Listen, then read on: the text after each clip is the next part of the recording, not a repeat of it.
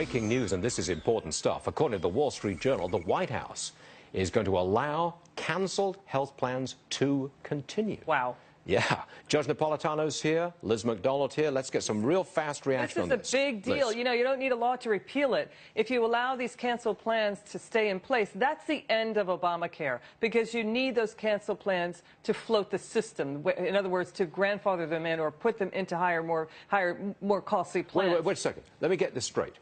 If you allow these canceled plans to continue, then the people who've got these plans will not be going on the exchanges. The exchanges will be starved of millions of people. Right. Therefore, they collapse. That's right. That's the story, is it not? Yeah, will be that's right. starved of the premiums from millions of people, from whatever source derived, whether from the federal government subsidizing people or from their own pocket. Now, what will the president do about that? I mean, the writing is on the wall on this thing. Well, the writing is on the wall. EMAC is right on the mark.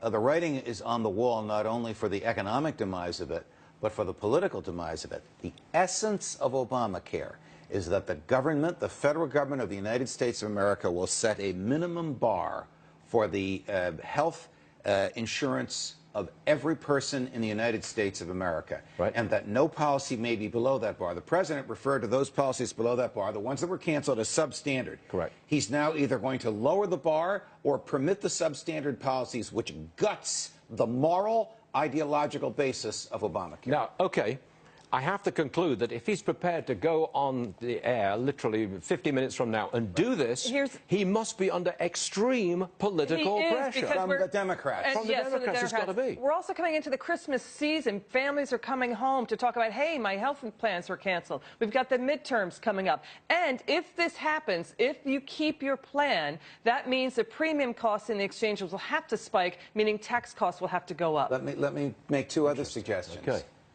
One of which is that if he's going to permit these substandard plans, he has to make other changes in Obamacare as well, because by starving the insurance carriers of the premiums that they expected from these plans, they will not have adequate funds to finance other plans that Obamacare orders, number one. Number two... That's why premium costs will go up in the exchanges. Correct. Right? Number two, guess what? He can't do this on his own. This requires an amendment of the statute, which he said he would never sign. This requires congressional amendment of Obamacare, which means new legislation to amend the statute, which means another challenge before the Supreme Court. But he will get it. He will get that change to Obamacare. Depending upon what he orders, or depending upon what the new statute is, he'll probably get it. Depending upon what it is, it may subject itself to another challenge before the Supreme Court. Suppose, for example, the new statute says to the insurance carriers, you'll provide the you'll provide the Obamacare level plans, but the substandard premium.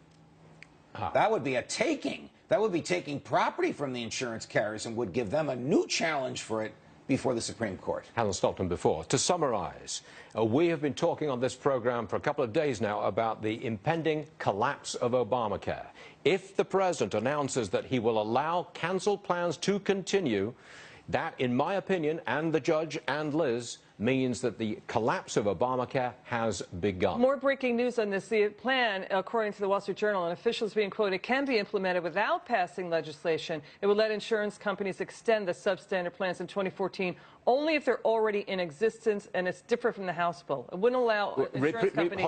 Hold on. Repeat that. It is, the official is saying they can do it without passing legislation. It would let insurance companies extend substandard plans in 2014. That's a White House quote, only if they're already in existence. Okay, now what are they going to do about the 5 million cancellation letters that have already gone out?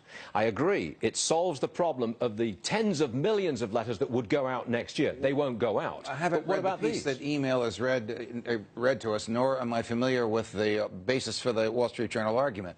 But the statute requires that certain events occur on January 1, 2014. That's 45 days from now. The president is without lawful authority to stop that from happening. Only Congress could do it. Hasn't stopped him before.